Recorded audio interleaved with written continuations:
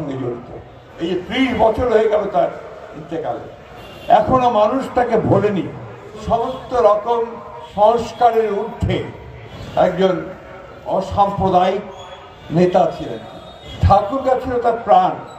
ঠাকুরকে বাইরে সহজে যেতে চাইতেন। বিভিন্ন সময়ে যখন তিনি পার্লামেন্টে ছিলেন, মন্ত্রী ছিলেন, তখন বিদেশে তার অনেক দাওয়াত এসেছে, কিন্তু সহজে যেতে চাইতেন না।